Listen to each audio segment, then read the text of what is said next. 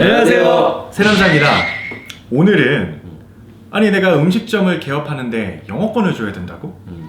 도대체 이 영어권 왜 주고 왜 받아야 하는지, 그리고 어떻게 산정이 되는지, 이걸 받았으면 또 어떻게 해야 되고 줬으면 어떻게 해야 되는지에 대해서 한번 저희가 알려드리려고 합니다.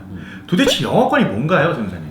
일단은 영어권에 대한 개념 먼저 설명을 해드리면, 영어권이란 이제 동일 업종의 다른 그 사업장보다 이제 높은 수익력을 가져갈 수 있다라는 걸 이제 자산가치화해서 영어권이라는 그 무형자산을 이제 책정을 해서 이제 거래를 하는 건데, 그러니까 영어권이랑 권리금이 되게 모호하게 쓰이잖아요. 저희가 용어를 쓸 때. 근데 찾아보니까 권리금은 이제 영어권에 시설비까지 포함한 금액이더라고요. 근데 세법상에서는 영어권을 더 포괄적인 개념으로 해서 그 안에 권리금이 들어가 있어요. 네. 보통 이제 세법권 영어권이라고 하면은 이제 3년간 이제 뭐 순손익까지 가중평균하고 그다음에 순자산 10%가 막 어쩌고저쩌고 되게 좀 어렵죠. 근데 그렇죠. 되게 편하게 좀 접근하시려면은 그냥 그러니까 이익이 많으면은 영어권이 많다고 생각하시면 돼요. 네. 그렇죠. 세법상으로는 그렇게 구하지만 실제로는 세법상으로 구하지는 않잖아요. 그렇죠. 지역별로 각 상인분들이 형성해 놓은 영어권이 존재하고, 또 이제 뭐 자기가 받고 싶은 영어권을 주장을 하는 거죠. 사실은 맞습니다. 내가 이만큼 장사가 잘 되는데 나한테 이만큼 주고 너가 이어받아. 그럼 넌 그만큼 이익 남을 거야. 그리고 너도 나갈 때 그 영어권 받아. 이렇게 되는 거잖아요. 네, 맞아요. 예. 근데 이제 임대인 입장에서는 임대차 계약에 이게 문제가 생길 수 있어요. 맞습니다. 이게 권리금 주고 들어가려면 네. 이제 임차인을 찾기가 쉽지 않은 상황이 생기기 그렇죠. 때문에 못 받게 하는 경우가 많아요. 그저께 이태원 클라스에 그 이야기가 나왔어요.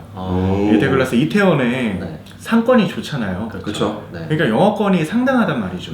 네, 이태원 클라스에서도 나가라고 하는데 이 영어권을 어떻게 받느냐. 그러니까 이런 그때 그 하는 이야기가 네. 집주인이 자기가 장사를 하겠대요.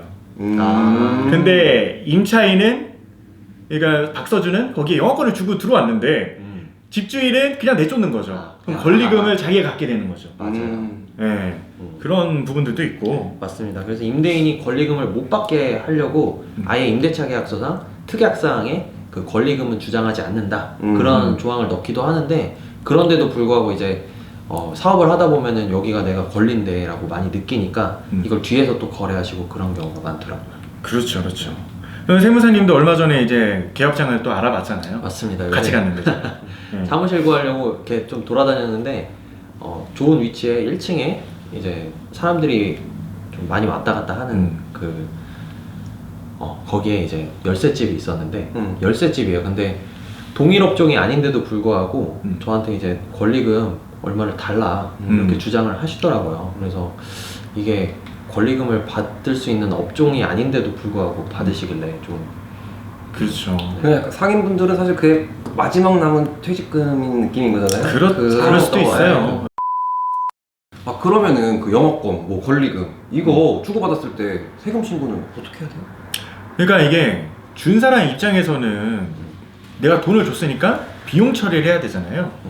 이런 경우는 참 애매모호할 수 있어요. 사실은 줬을 때 이거는 기타 소득으로 원천 징수라는 걸 해야 돼요. 그렇죠. 20% 그리고 이제 준 금액의 60% 필요경비 공제를 한 40%에 20%, 한 8%죠. 8.8% 중위세까지 해서 그걸 원천 징수해가지고 원천세 신고를 해야 되는데 그거 하기가 사실상 어렵잖아요.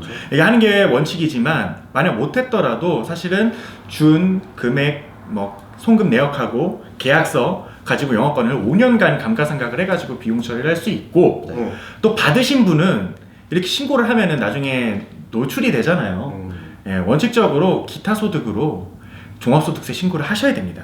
다만 60% 필요경비 공제라는 혜택이 있기 때문에 뭐 1억을 받았으면은 6천만 원을 뺀 4천만 원에 대해서만 종합소득세 신고를 하시면 되니까 그 부분 이제 뭐 놓치지 않고 하시길 바라고요. 또 이제 사업 포괄 양수도이냐 아니냐에 따라서 또 세무 처리가 다르잖아요. 맞습니다. 그 영어권에 대해서 세금 계산서를 발행해야 되느냐 안 해야 되느냐인데 이게 저희가 사업 포괄 양수도 편도 한번 찍었잖아요. 네. 그래서 사업을 포괄적으로 양도한다. 그 경우에는 영어권까지 포함해서 넘기기 때문에 영어권에 대해서 세금 계산서를 발급하지 않는데, 이제 사업 포괄 양도가 아닌 경우에는 영어권을 따로 책정을 해서 그 부분에 대해서도 세금 계산서를 발급하셔야 됩니다. 그렇죠. 네. 맞습니다. 동일 업종 그리고 그렇죠. 자산 부채 맞습니다. 이전. 네. 네, 그렇게 해야 되고, 이게 또 헷갈려 하시는 분들이 세금계산서 발행했으면 원천징수 안 해야 해도 되는 줄 아세요.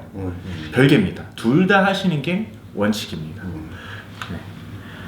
네. 이상으로 오늘은 영어권에 대해서 저희가 간단하게 이야기를 나눠봤는데요. 또 궁금하신 사항이 있으시면은 아래 댓글창에 댓글 남겨주시면 저희가 답변 달아드리도록 하겠습니다. 네, 이상으로 마치겠습니다. 감사합니다.